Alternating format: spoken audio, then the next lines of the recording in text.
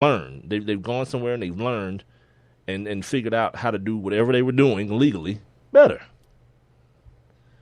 So to make the claim that he didn't need Tom Brady didn't do this because he didn't need to do it. He's already a great quarterback. All those things, guess what? You're right. He is. But for whatever reason, I believe, and apparently Ted Wells believes, and the NFL believes, he still chose to do it. Regardless of if you or anyone else feels that he needed to do it, is so far beyond the point, so far besides the point. The fact that it was done. And now you guys want me to believe that these two equipment managers decided this is what I'm going to do, and I'm going to do it for what reason? I can't even make up a reason of why they would have done this on their own. I'm saying. Now, there's going to be a faction of people who are going to talk about this penalty being heavy-handed. That what's been the 4 games, the $1 million, the draft picks is very heavy-handed. Here's the deal, and in a way, I kind of agree with this part of it, that it's being used as a deterrent to other teams.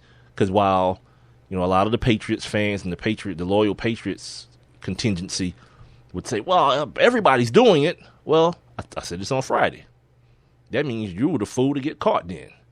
And because you were so foolish as to get caught, let's just say, now you'll be made an example of. Yes, you will. We will levy such ostentatious fines against you or punishments against you and your organization in the hopes of deterring any further activity along these lines. Sorry, I had to look for the guys' names. John Jastrzemski and James McNally are the two equipment managers, equipment personnel that are also involved in Deflategate.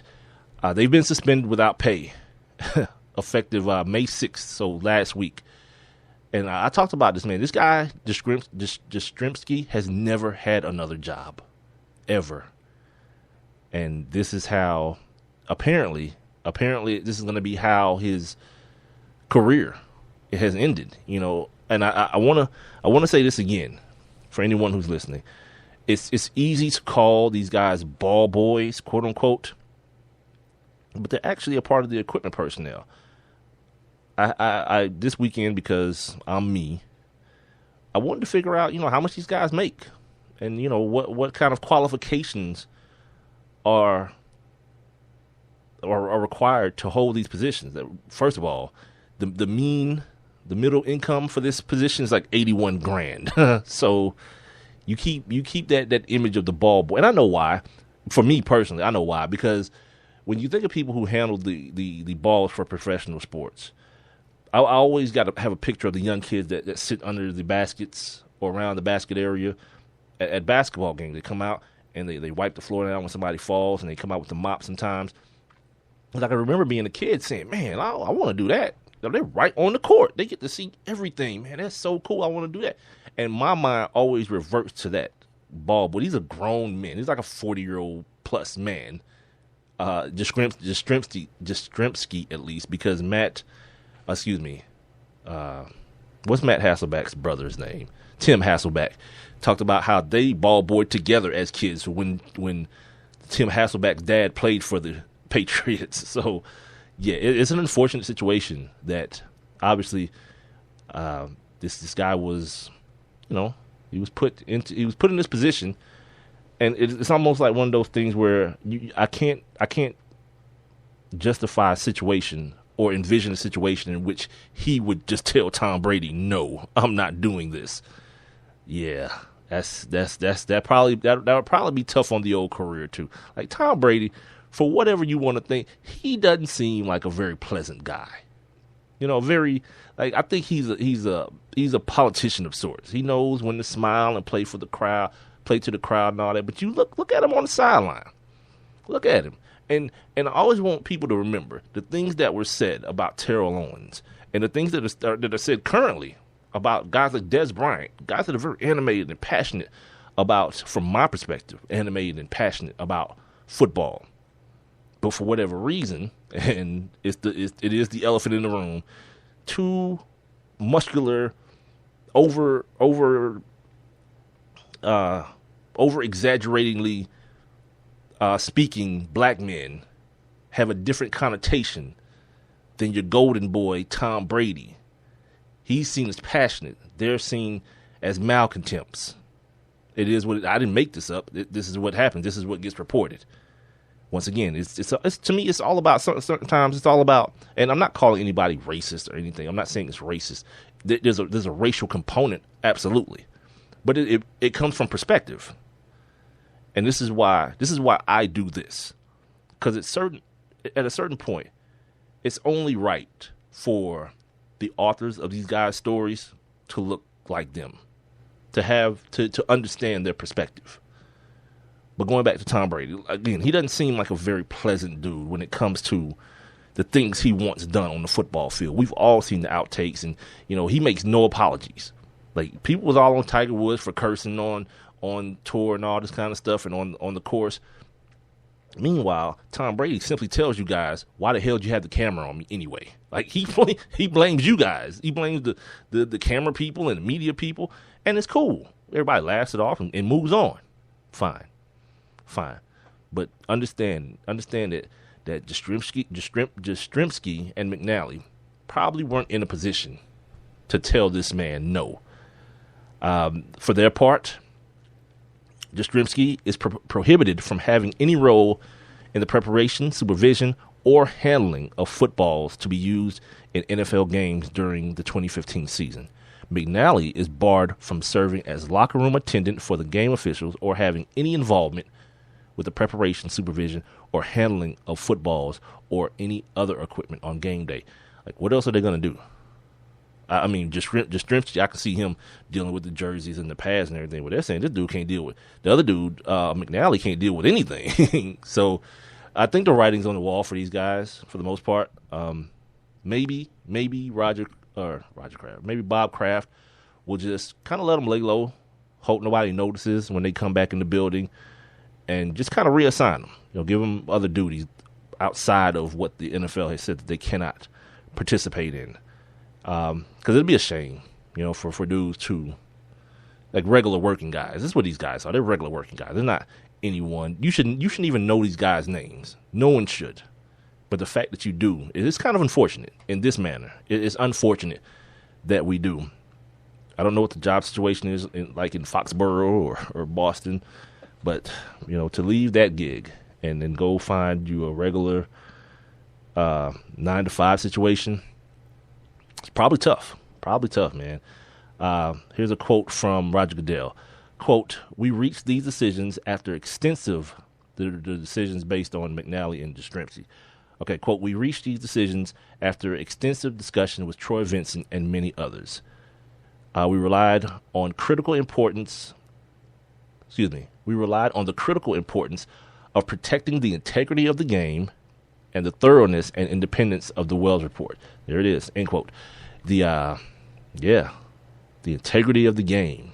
That's the one that, that's the one that they're going to hit you with over and over again. If you want to have a cool little drinking game and get totally hammered, just turn on ESPN right now.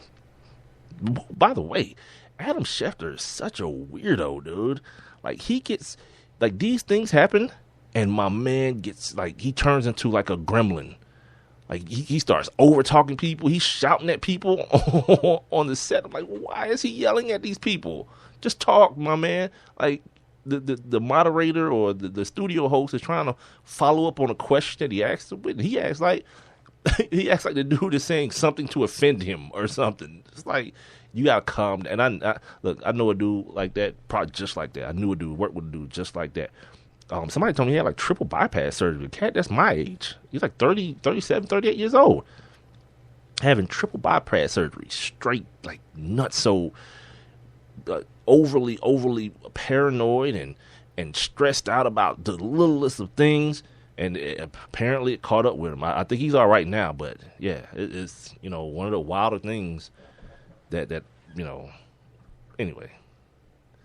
Here's what is this that I'm looking at here? Oh, Troy Vincent's letter to Tom Brady. I probably should have led with most of this stuff, but I like to get my stuff out of the way first, my opinions on things. Yeah, quote, based on the extensive record developed in the investigation and detailed in the Wells report, and after full consideration of this matter by the commissioner and the football operations department, we have determined that the Patriots have violated the NFL's policy on integrity of the game and enforcement of competitive rules, as well as the official playing rules and the established guidelines for the preparation of game football set forth in the NFL's Game Operations Policy Manual for member clubs. In making this determination, we have accepted the findings contained in the comprehensive report independently prepared by Mr. Wells and his colleagues. The standard of proof stated in the integrity of the game policy, namely preponderance of the evidence. And we'll talk about that again tomorrow with Steve Silver of thelegalblitz.com. Make sure y'all check out his website. It's a very it's another element to sports. Now that all these legal things are happening, he's someone who delves into those things a little bit deeper than they're allowed to, or with the time constraints of TV. Sometimes they don't delve into them as deeply. So we'll get a chance to talk to him tomorrow. I personally can't wait. Back to the quote. Quote, the evidence gathered during the investigation and reviewed in the report more than satisfy this standard and demonstrate an ongoing plan by at least certain Patriots employees to deflate footballs, to do so in a secretive manner after the game officials have certified the footballs as suitable for play, and to hide these activities even from their own supervisors, end quote. Yeah, what it sounded like is, and we've seen it before right here in Metro Atlanta, Georgia, where I'm at, with Michael Vick. It seemed like at some point, at a certain point, the bigger crime wasn't the fact that he was electrocuting and drowning dogs. It was like, but you lied to the commissioner. That was the big thing. I was like, wait a minute now. Do the PETA people know you're saying this? That the big thing is that he lied to you, not the fact that these dogs are now dead and there are like hundreds of dog carcasses at his residence buried and things of that nature. You think that's the biggest thing? But whatever. For whatever it's worth, the NFL, takes on this position that we can't be lied to. We're the great NFL. I'm the great Roger Goodell. And again, I'm not a moralist, man. I understand people in Tom Brady's position, because you got to think. Like I'm the guy who kind of thinks further, or try to. And it's not me just being like trying to be like a Patriots hater. I told Rob the other day, I want to see good football be played, and I don't know that Jimmy Garoppolo is going to give me that. To be honest with you, I know Tom Brady will. 9 times out of 10, he'll give it to me. Well, he'll give me good football. But so, had they chosen not to suspend Tom Brady, the backlash would be something I would be all about, because I can get on here and talk to you guys about it. And secretly, I'd be happy, because I would have to see him play Ben Roethlisberger and the Pittsburgh Steelers on NBC primetime, right? Wouldn't have to. It's Thursday night game, the first game of the season. I wouldn't have to see Jimmy Garoppolo play against the Pittsburgh Steelers. I wouldn't have to see Jimmy Garoppolo play against the new look Buffalo Bills and that defense. I probably wouldn't watch Jimmy Garoppolo or Tom Brady play against the Jacksonville Jaguars in Week 3. I'm going through the first four games of the Patriots schedule, if you're wondering why I'm singling these teams out. Then Week 4, they have a bye week. That doesn't count, Patriots fans. Unfortunately, it's 4 games, not 4 weeks. Not like the baseball situation where a pitcher gets suspended for 3 games and he just goes play golf until his next start, which is 2 days after he comes back from suspension. Ridiculous. But then after the final game of the suspension would be at Dallas, a 4:25 game which will be on CBS. Dallas usually plays those later games in the day.